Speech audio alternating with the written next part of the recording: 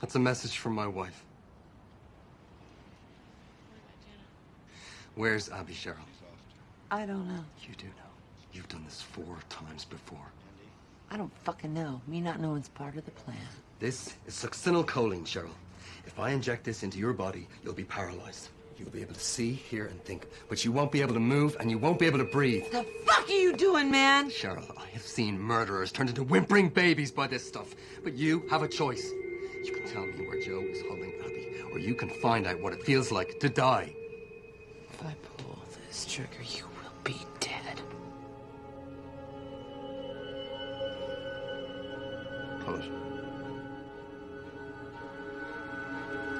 No! No! Fuck! Don't fight it, Cheryl.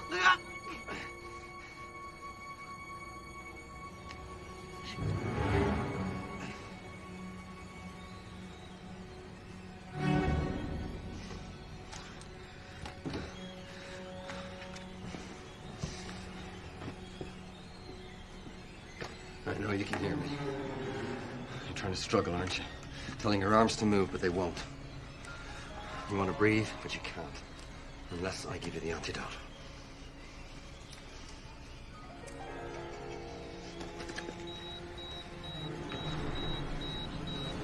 It's like living death, isn't it, Cheryl? Maybe you feel almost as frightened as my little girl does right now.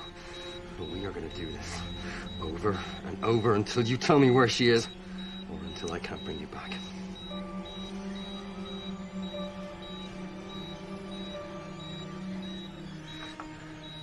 Now, you remember what I told Joe? 3.5 minutes without air and the brain is dying.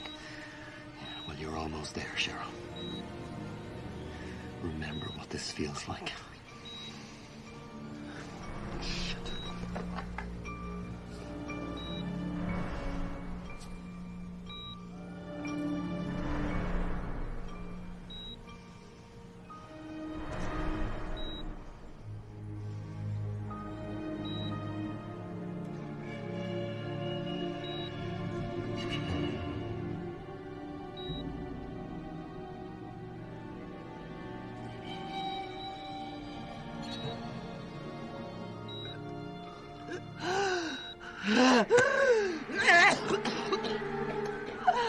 Now, where's Abby?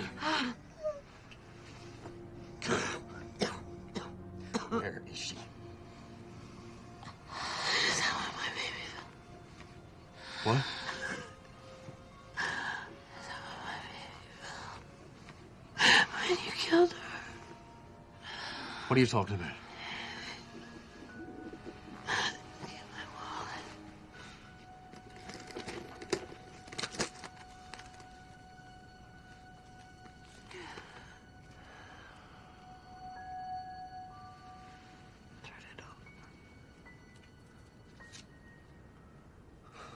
Oh, God. Katie Hickey. Yeah. Katie Hickey. Well, you think I killed Katie? I know you did. The surgeon told me that you did. Told you what? You didn't resuscitate her right. You didn't control her bleeding. You didn't monitor her pressure. I remember every detail of Katie's case. She had Wilms' tumor. The surgeon had difficulty trying to remove it. He cut into a major artery and he couldn't control the bleeding. He said she was fine when she went into recovery. He said Katie's operation went well. Well, he lied to you, Cheryl. He told you Katie died in recovery to protect himself, so that you wouldn't think it was his fault. Jesus. And this is why you chose us. Joe wants revenge. None of the kids get hurt. Cheryl, you have to tell me where my daughter is.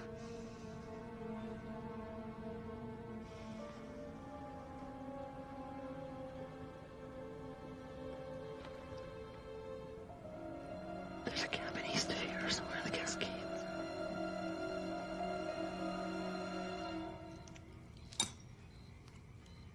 Okay. It's time to make the call. Yeah. You think you're smarter than all the other moms. But you're not.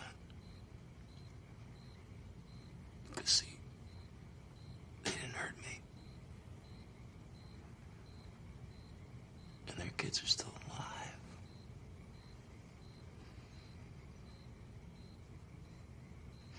I want you to think about Marvin now. Sitting there, watching the clock, waiting.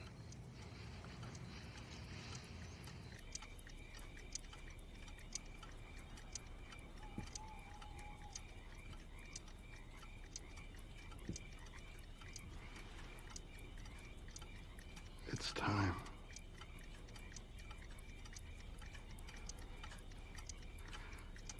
It's time to play a game. First, you have to close your eyes. Joe. She's my daughter.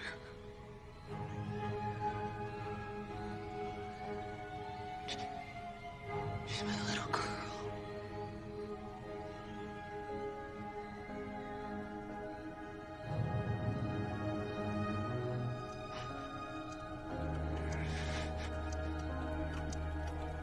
Okay, now, what you have to do is you have to think nice thoughts.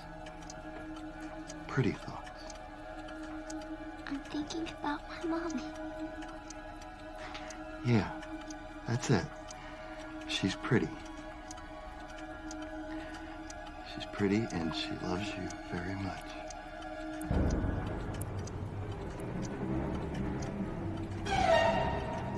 Now, I want you to stay very still.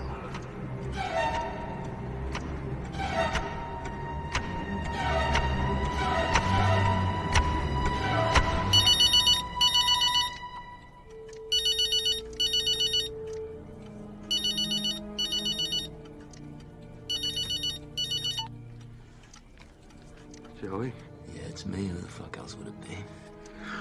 You're late, Joey. You can't be late! I know, but everything's all right now. Everything's cool. It's gonna be over soon. Just like the other times, right? Right? Yeah. Just like the other times.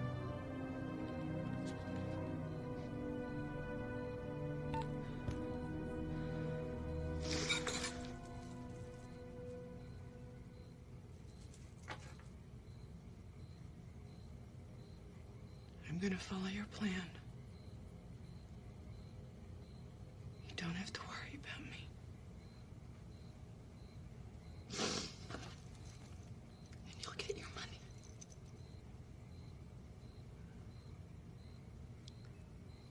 Did you ever think that maybe this wasn't about the money? I mean,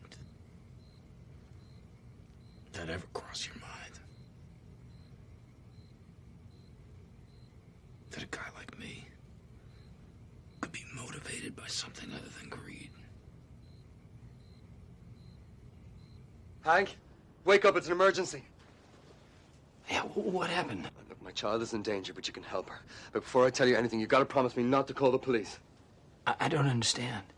My daughter was kidnapped last night. I can't go to the police, because if I do, the kidnappers will kill her. Do you understand? Yes. They're using phones on the Wirecell network. I'm hoping, I am praying that a vice president of Wirecell can trace those calls for me.